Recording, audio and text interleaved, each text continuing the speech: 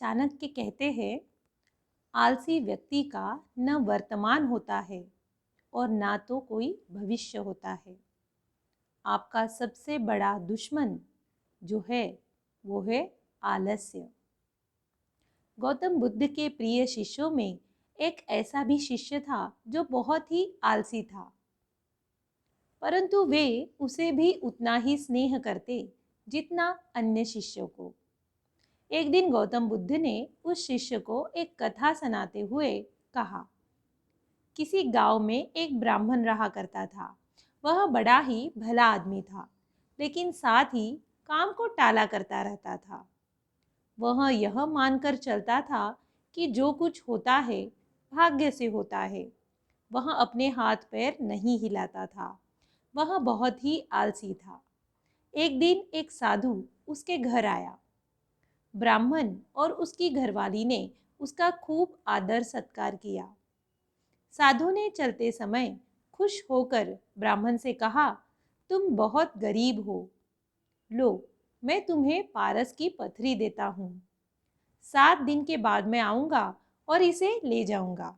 इस बीच तुम जितना सोना बनाना चाहो बना लेना। ब्राह्मण ने पथरी ले ली। साधु चला गया। उसके जाने के पश्चात ब्राह्मण ने घर में लोहा खोजा। उसे बहुत थोड़ा लोहा मिला। वह उसी को सोना बनाकर बेच कर आया और कुछ सामान भी खरीद लाया। अगले दिन स्त्री के बहुत जोर देने पर लोहा खरीदने बाजार में गया तो लोहा कुछ महंगा था। वह घर लौट आया। 2-3 दिन के बाद फिर वह बाजार गया तो पता चला कि लोहा अब पहले से भी महंगा हो गया है। कोई बात नहीं, उसने सोचा 1-2 दिन में भाव जरूर नीचे आ जाएगा, तभी हम खरीदेंगे। किंतु लोहा तो सस्ता ही नहीं हुआ और दिन बीतते गए। 8वें दिन साधु आ गया और उसने अपनी पथरी मांगी तो ब्राह्मण ने कहा, महाराज मेरा तो सारा समय यूं ही निकल गया। अभी तो मैं कुछ सोना नहीं बना पाया हूँ। आप कृपा करके इस पथरी को कुछ दिन मेरे पास और छोड़ दीजिए।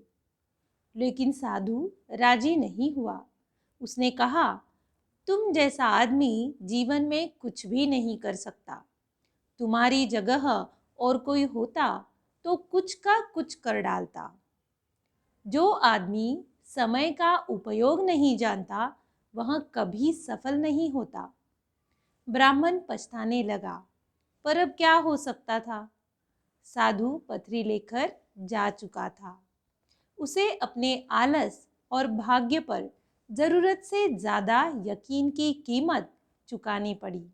इसीलिए कहा जाता है कि आलस्य आदमी का सबसे बड़ा दुश्मन होता है।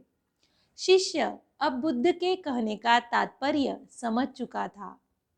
उसने कसम खाई कि वह आज के बाद आलस को त्याग देगा। इसके पश्चात उसने कभी भी आलस नहीं किया। आलस्य सब कार्यों को दुष्कर और परिश्रम सब कुछ सरल कर देता है। इसीलिए हमेशा परिश्रमी बने।